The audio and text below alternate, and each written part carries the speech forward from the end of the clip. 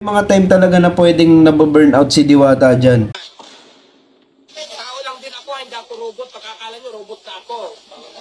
Pagkakala din ako. Hindi mo rin naman masasabing umaasa siya sa bigay ng iba.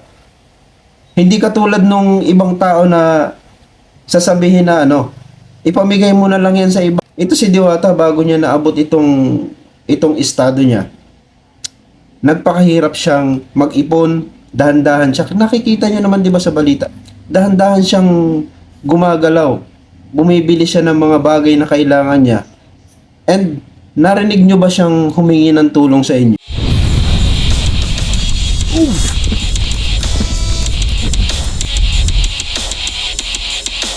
Please lang. Huwag nyo masyadong ipilit dahil sobrang hindi ko maintindihan sa sabi ni Madam. Sa dami ko iniisip. Pagod ako, wala pa akong tulog. Yo, good day guys, and ito po muli si Daddy Bean ay maligayang pagbabalik sa Daddy Bean channel. Maraming nagsasabi na ito daw si Diwata ng Kaparisan ay isang ma-attitude ng tao. So pag grumpy ka, medyo masungit, totoo ba na masama na ugali mo? Sabihin na natin pwede. Pwedeng ganun. Pero, isang mapapansin nyo naman, kahit pa paano itong si Diwata ay pinakikitunguhan pa rin ang mga vloggers, no? May mga vloggers na pumupunta sa kanya guys na basta-basta lang pupunta doon tapos akala nila pwedeng agad-agad makipag-usap kay Diwata. Pero ang totoo, busy siya. Gaya ng sinasabi niya dito. Tao lang din ako, hindi ako robot. Pagkakala nyo, robot na ako. Pagkakala din ako. Totoo yung sinasabi niya, tao lang siya, hindi siya robot. Totoo yung ipinapakita niya, hindi siya nagkukunwari or something. And since gusto niya laging nandun siya sa paresan niya, hindi naman siya pwedeng katulad noon na magtatago na lang sa isang kwarto or mag-i-stay na lang sa bahay niya kasi minamanage nga niya yung kanyang negosyo, personal niyang minamanage. Ngayon, kung ayaw niyang magpakita sa inyo, siguro, kukuha siya ng manager dyan or kukuha siya ng supervisor para hindi siya basta-basta pumunta dyan kung umiiwas siya talaga sa mga tao. Pero since ito si Diwata ay gusto pa rin niya na ma-entertain lahat, mga kumakain niya sa parisan, yung mga vloggers na habol sa kanya, yung mga tao na gusto magpa-picture. Ewan ko ba bakit ganun, no? Parang kahit ako lang na nanonood sa kanya, na habang nagpa-picture yung mga tao sa kanya, parang natotoksikan ako eh. Ako pa lang yun na nanonood hindi pa ako mismo si Diwata.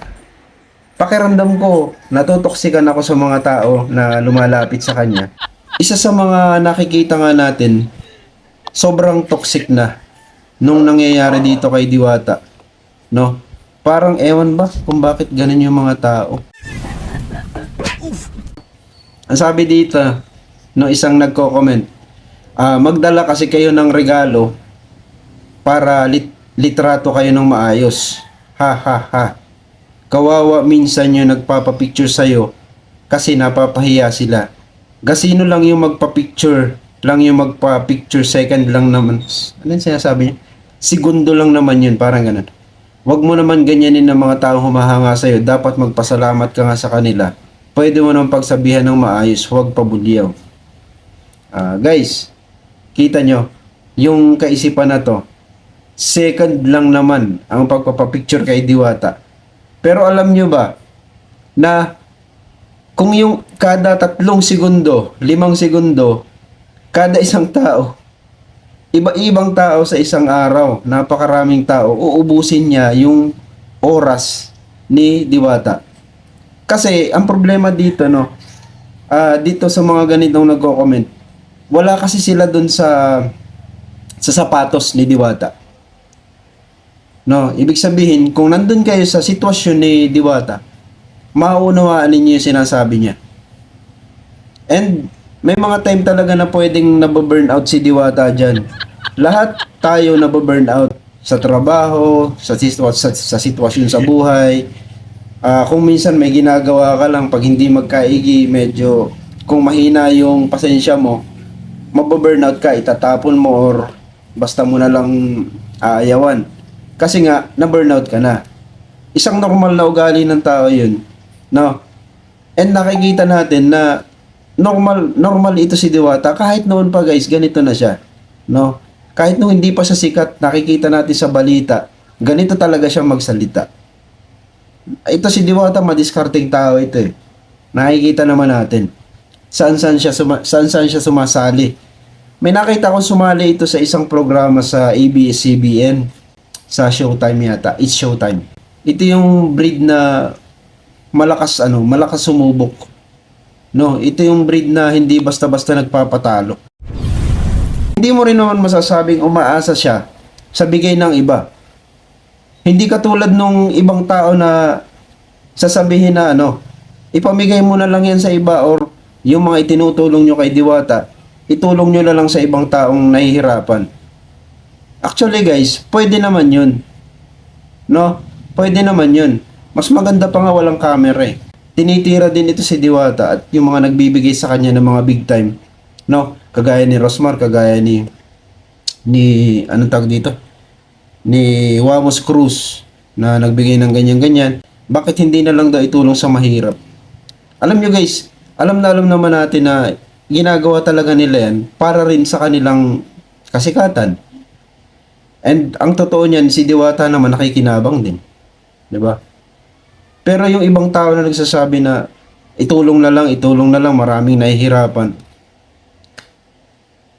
Tama rin naman, pero sa akin, ganun kasi yung kaisipan ng iba, yung instant na tutulungan ka, giginhawa buhay mo. Hindi ganun ang totoong buhay, guys. No? Hindi ganun ang totoong buhay. Ito si Diwata, bago niya naabot itong estado niya, nagpakahirap siyang mag-ipon, dahan-dahan siya. Nakikita niyo naman 'di ba sa balita? Dahan-dahan siyang gumagalaw. Bumibili siya ng mga bagay na kailangan niya. And narinig niyo ba siyang humingi ng tulong sa inyo? O masasabi natin na nanglilimos siya sa mga netizens? Nanghihingi siya ng GCash sa mga netizens? 'Di ba hindi?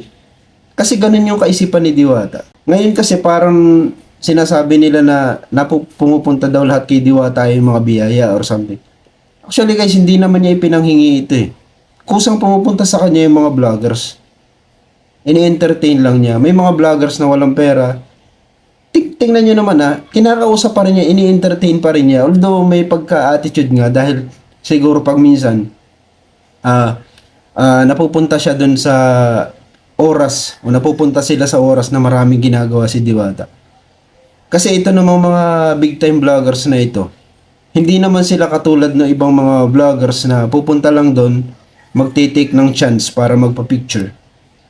Eh, halimbawa itong si Wamos Cruz, o kaya si Rosmar, o kaya si Awit Gamer, hindi yan basta-basta pupunta dyan guys ng walang paalam kay Diwata. May schedule yan, parang sa collab, collab ang tawag doon. Maglalagay kayo ng oras, date, at kung anong mga gagawin nyo. Pag-uusapan muna ninyo kung anong topic or anong klaseng event yung mangyayari. 'Di ba? Pag-uusapan ninyo kung doon ba natin gaganapin sa maraming tao, isi-secret lang natin. At ipapalabas na natin sa social media. 'Di ba? Or kukuhanan nga natin ng footage. 'Di ba? Hindi sila katulad ng ibang vlogger na basta-basta lang pupunta dyan. At yung ibang tao na pupunta dyan para lang magpa-picture. May nagsabi pa nga dito na yun daw ibang mga vlogger na naghahabol dito kay Diwata na gustong kuhanan siya ng statement or gusto siyang pagsalitain sa camera o makakuha sila ng konti sa kasikatan nito ni Diwata. I think totoo yun. Yung mga maliliit na vlogger, hindi naman basta-basta nagbibigay sa kanya yan. And just in case na mabiral nila, naging masungit si Diwata. Halimbawa, wala katulad nito, no? Ilang views na ba ito? 2.8 million views. Kita nyo? Yung pagsusungit lang ni Diwata, magbabiral na. Kasi nga sikat siya eh. Ang problema rin kasi dito kay Diwata, no? Ito naman, bibigyan naman natin ng side yung mga taong nagsasabi na hindi dapat ganyan ang attitude ni Diwata. Totoo rin naman.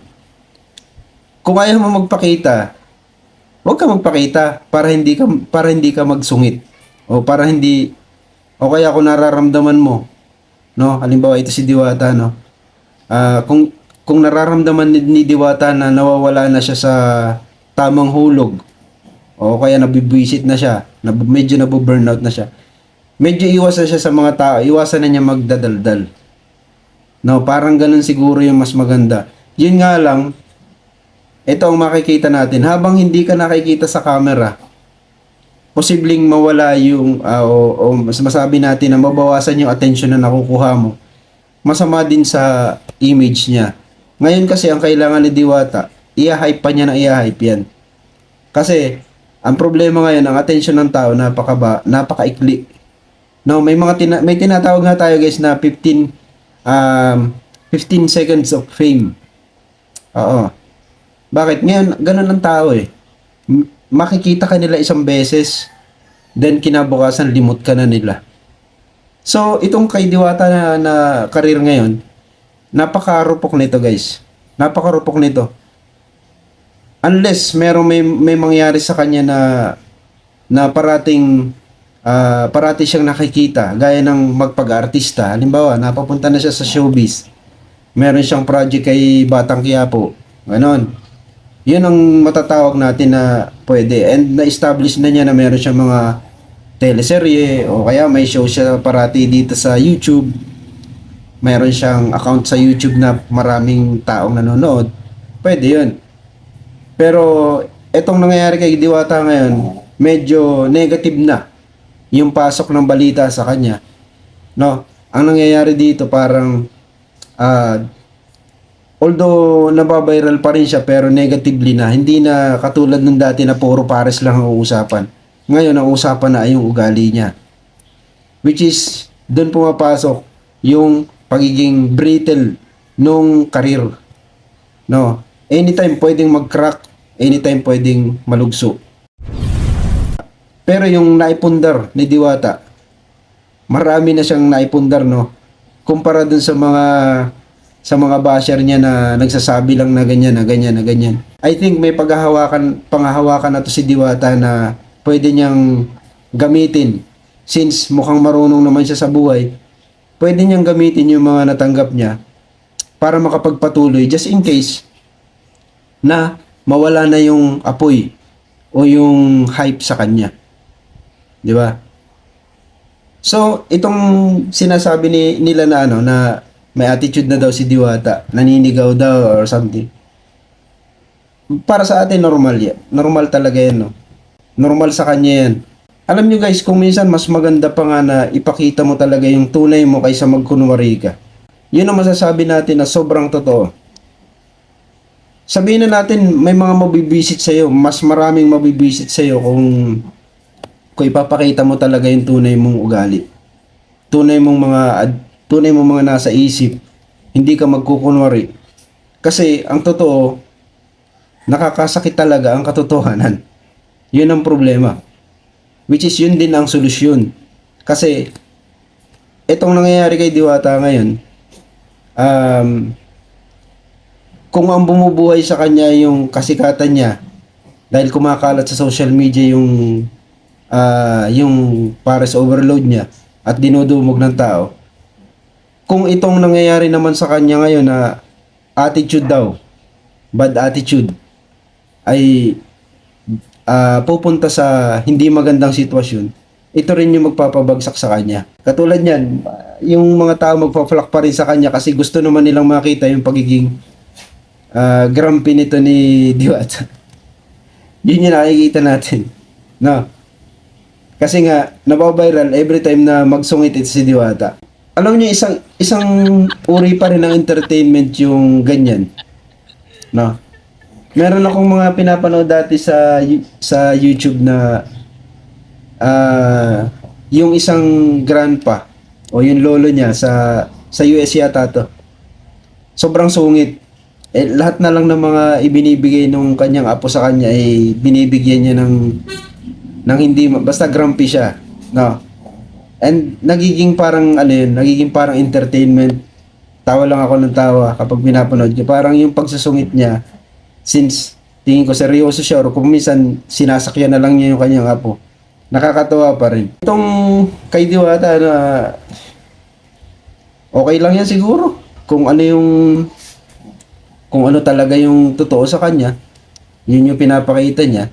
And kung totoo naman talaga na yun, and kung ano naman talaga yung totoo at ipinapakita mo, bahala na mag-decide ang mundo para sa iyo or yung kapalaran. Actually, mabait naman talaga ang mundo sa mga sa mga taong totoo. Hindi katulad ng mga taong sinungaling, tinatanggal yan. Usually, yung mga taong manloloko, yung mga taong sinungaling, may mga pinupuntahan yan. No? It's either tulungan or dinidespise na siya ng mga tao. Okay? So yun guys, sana may naibahagi tayo dito, no? And yun, good luck kay Diwata. Blessing sa kanya yan. Blessing pa rin yan. No? And hindi natin siya pwedeng husgahan kaagad-agad, no? I think marunong talaga sa buhay ito si Diwata. And para dito sa mga tao na hilig lang punahin si Diwata at hilig lang mandikta ko anong dapat gawin, isip-isip kayo sa buhay ninyo, no? Nagiging toxic kayo, sobrang toxic. Yun ang napapansin natin. Sobrang toxic na nangyayari kay Diwata ngayon. Although, tingin ko kinakaya pa rin ni Diwata yung katoksikan ninyo, no? Yung mga netizens na at mga pumupunta na mga tao dyan sa Paris overload ni Diwata. Oof.